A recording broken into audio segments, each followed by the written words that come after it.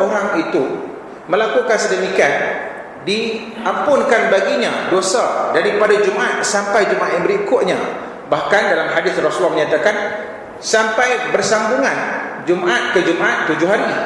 Tetapi setiap amalan 10 kali ganda. Akibat daripada 10 kali ganda ganjaran pengampunan, dia telah pun bertambah bonus pahala dengan Sabtu, Ahad dan Isnin.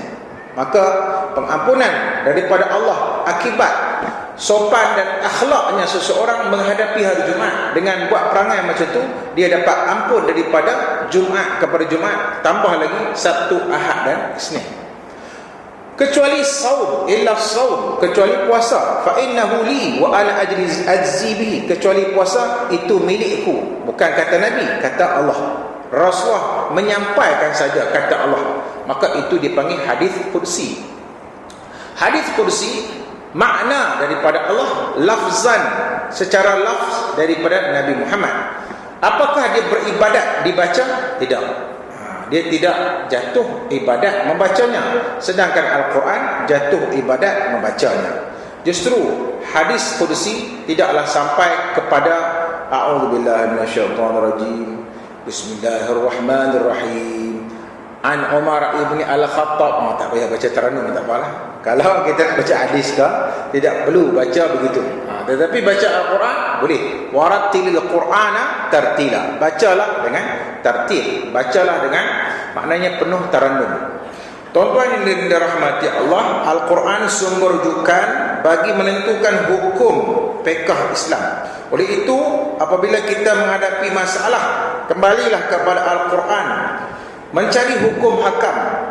Jika kita dapati hukum tersebut di dalamnya, hendaklah kita merujuk dan beramal dengan hukum tersebut, dan tidak boleh merujuk kepada lain daripada Al-Quran, sama ada Taurat ataupun Injil, apatah lagi yang lain daripada hukum ataupun kitab samawi, apatah lagi begitu, maknanya untuk merujuk hukum hakam.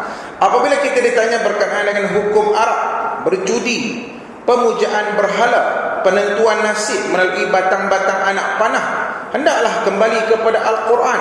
Didapati Allah menyebutkan, a'udzubillahi minasyaitonirrajim, ya ayyuhalladzina amanu innamal khamru wal maisiru wal ansabu wal azlamu rijsun min amali syaitan fajtanibuhu la'allakum tuflihun. Wahai orang-orang yang beriman, sesungguhnya arak, judi, memuja berhala, mengundi nasib, bertenung nasib ataupun membuat cabutan melalui batang-batang, sama ada daun ke ataupun lidi ke, ataupun kadang-kadang dia baling kertas ke, keluar nombor tu, maknanya itu dia punya takdir dia.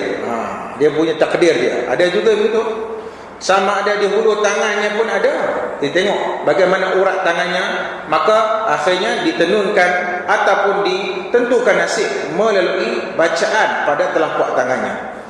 Man atakahinan, sesiapa yang Rasul kata, sesiapa yang datang tukang tenun nasib, faqad asa Abul Qasim, dia telah melakukan maksiat terhadap bapa Qasim, iaitu Nabi Muhammad SAW. Sesiapa yang mendatangi kahinan juga, sesiapa yang mendatangi tukang tenun nasib, maka tidak dimakbulkan amalannya selama 40 hari. Hadis yang kedua menunjuk kata bahawa larangan yang begitu keras daripada Allah dan daripada Rasul untuk kita merujuk kepada tukang tenung nasib, tukang mandang kita melalui tangan, melalui firasat tertentu dan seumpamanya. Bahawa sesungguhnya perkara itu rijsun min amal syaitan, perkara itu adalah merupakan kotoran najis daripada perbuatan dan amalan syaitan. Justru jauhkanlah kamu agar kalian berjaya. Tuan-tuan yang dirahmati Allah Subhanahu wa taala, justru kita melihat bahawa al-khamru, iaitu arak, kalau kiaskan pada zaman sekarang, yang memabukkan termasuklah juga ekstasi. Daun ketum pun tidak kurang ganah dia dan juga pelalian dan khayalannya. Bila dia diambil dia punya kuantiti rebusan ketum berlebih-lebihan, dia memang akan khayal. Begitu juga gam yang dimasukkan dalam plastik bag, kemudian dimasukkan, dipekakkan ke mukanya, kemudian dihidup, itu pun memang khayal. Itu pun boleh membawa kepada kesan yang begitu keras kepada otak. Kalau dilangsungkan selama 6 bulan, memang gila lepas tu. Memang boleh bawa gila. Orang yang mengambil ekstasi, dengan ekstasi ingredient di lokal berbeza dengan yang imported. Yang imported mahal, satu tablet tu, maka dia ambil yang lokal. Lokal murah, 30-20 ringgit, mungkin paling-paling pun 50 ringgit, murah lagi. So, ingredient kandungannya adalah serbuk kaca campur dengan racun tikus. Apabila dia masuk dalam badan, dia akan melukakan sistem dalaman badan. Bila dia luka, membawa kepada pendarahan yang mempercepatkan keaktifan racun tikus sampai kepada saraf otak. Dengan demikian, otak akan terus menerima keracunan dan impak daripada khayalan ataupun daripada pelalian itu. Dia akan jadi lali, dia akan jadi macam tidak normal, tidak waras lagi. Dia boleh meloncat, tak penat-penat pun. Dan dia boleh ambil pil kuda dalam keadaan dia nak main bola ke, dia nak bersukan pun dalam keadaan yang gagah perkasa. Bawa trailer pun daripada sini sampai ke Kelantan ke mana pun kuat, gagah. Jegir mata elok sebab dia dah ambil pil-pil gitu. Walhal itu semua adalah merupakan rijsun min amali syaitan. Allah jadikan hukum ini sebagai untuk kalian, maknanya tuflihun, berjaya. Sebab itu harus kita faham Al-Quran bukan merupakan bacaan ketika kita anak-anak umur 4 tahun 5 tahun baca-baca Quran. Ikutlah baca Quran. Habis dia jadi 3, habislah khatam Quran. Lepas tu selamat tinggal Quranku. Selamat tinggal Quranku kerana Al-Quran sudah selamat bagi dia. Sesudah dia khatam Al-Quran, tidak berjumpa lagi dengan Al-Quran, tidak bertaaruf dengan Al-Quran. Walhal peringkat fardu ain yang mula-mula baca, tajwidkan, laraskan makhraj huruf.